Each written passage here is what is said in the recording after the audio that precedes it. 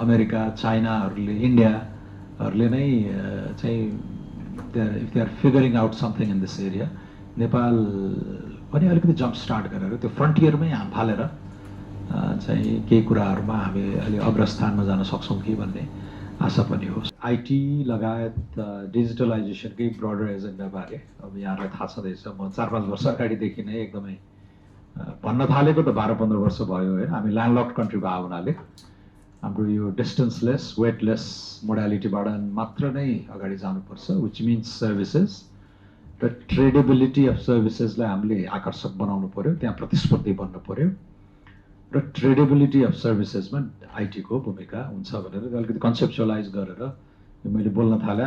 सोचो 12 वर्ष भयो है। तर मलाई लाग्छ फाइनली एउटा ब्रेक थ्रु जस्तो चाहिँ 2022 मा जुन आइआइडिएसको स्टडी आयो त्यसले पहिलो कुरो हामीले अब सम्भावना धेरै छन्, धेरै साथीभाइ चिनिराखेको छ, यो गरेछ ऊ गरेछ भनिरहेको थियौँ। तर even if it was a conservative under estimate अङ्कहरू आएपछि चाहिँ मान्छेलाई त्यसले अलिकति एक्साइट गर्यो होइन। सो आई थिङ्क कति $600 मिलियन को चाहिँ वार्षिक एक्सपोर्ट भने 66,000 प्लस फ्रिलान्सर्सहरू एक्टिभ रहेको, 102 जति आइटी कम्पनीजहरू रहेको र अन्डर एस्टिमेटकै मान्यो भने पनि झन्डै $1 बिलियन जति चाहिँ भित्री रहेको भन्ने अनुमान, which when contrasted with merchandise exports was really stood out. यता खालि निर्यात भनेको हाम्रो पश्मिना, कार्पेट, गार्मेन्ट भन्ने बुझाइ, अदुवा, अलैँची होइन यस्तो यस्तो भन्ने बुझाइ जुन छ निर्यात व्यापार, त्यसमा राज्यले लगानी गरेको 70 वर्ष भयो।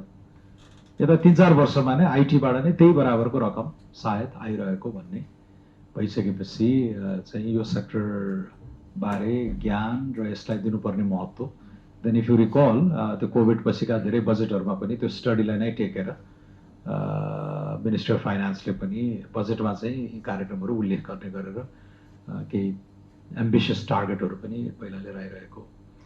अब यो सेक्टरमा ठुलो सम्भावना छ, यसलाई सहजीकरण गर्नुपर्छ। धेरै युवाहरू नेपालमै राख्ने हो भने पनि नेपालमै बसुन् तर वर्ल्ड क्लास काम गरून् भन्ने उद्देश्यले अब ट्याक्सेसनमा होला, रेगुलेटरी कुराहरूमा होला, लाइसेन्सिङका कुराहरू होला मा चाहिँ हामी हदैसम्मको उधार हुनुपर्छ भन्ने मेरो व्यक्तिगत मान्यता।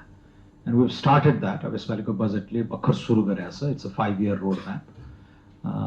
तर यो गर्दै गर्दा एउटा मलाई पनि के रियलाइजेसन भयो भने things that we use to associate with आइटीको प्रोग्रेस, जस्तो यो आउटसोर्सिङवालाहरू, यो त एआई आएपछि त इरेलेभेन्ट जस्तो भयो होइन। कोडिङ गरेर अनेक चाहिँ एप्सहरू बनाउने, सफ्टवेयरहरू बेच्ने कामहरू नै एआईले त अब टेक ओभरै गरिदिने भयो भनेपछि हेर्दा हेर्दै 3-4 वर्षमा things that we associated with अलिकति लो कस्ट ट्यालेन्टले गर्न सक्ने कामहरू which you use to export अथवा गिग इकोनोमीको एउटा अंश बनेर गर्ने चिजहरू चाहिँ लेस रेलेभेन्ट भयो र अहिले अब एआई लगायतका अन्य क्षेत्रहरूमा चाहिँ हामीले अरू देश सँगसँगै प्रगति गर्नुपर्ने भयो। यसपालिको बजेटमा पनि अब एआईलाई अलिकति हामीले कम्प्युट पावरहरू होइन डेटा सेन्टरहरूमा पनि ध्यान दिनुपर्छ भन्ने छ र we receiving a lot of interest. अहिले बिलियन डलरका कम्पनीहरू पनि दे हेभ सोन इन्ट्रेस्ट। ल नेपालमा हामी आउँछौँ, तिमीहरूले जग्गा देऊ, डेडिकेटेड सस्तो बिजुली देऊ, अलिअलि ट्याक्समा हेरिदेऊ भने हामी आउँछौँ भन्ने खालको पनि प्रारम्भिक कुराहरू हुन थालेको छ र त्यसलाई पनि हेर्दैछौँ। अब आएर यहाँ खालि हाम्रो बिजुली मात्र खपत गर्ने हो भने त भएन। So can we take an ownership stake in their compute power for example होइन। एआईको कम्प्युट पावरमा हामीले पनि जसरी अरुण बिजुली अरुण 3 प्रोजेक्टमा झन्डै 21.9% फ्री बिजुली भने जस्तै यतातिर पनि के हुन सक्छ।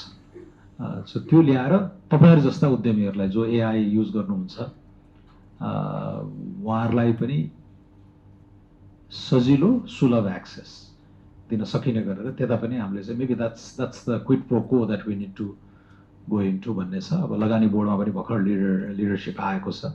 प्रोसिजरल रेगुलेटरी हर्डल्सहरू छन् भने त्यो भन्नु होला, हामी सकेको गर्छौँ। र and this is part of a long series. हामीले ट्रेडिसनल म्यानुफ्याक्चरर्सहरूदेखि लिएर यहाँ एफडिआई गरेका अरूदेखि लिएर अन्य उद्यमी व्यवसायी साथीहरू सबै नै गऱ्यौँ। तर आज चाहिँ अलिकति अब यो टेकका यङ एन्टरप्रेनर्सहरूसँग बसौँ भनेर यो राखेको हो र वी आर थिङ्किङ अफ एउटा इन्टरिम प्याकेज जस्तो पनि ल्याउने हो कि बजेटको फलोअपको रूपमा भनेर पनि सोचिरहेका छौँ। So things that need to be addressed right away केही छन् भने त्यसलाई पनि हाम्रो जानकारीमा ल्याइदिनु होला and then we will look into that.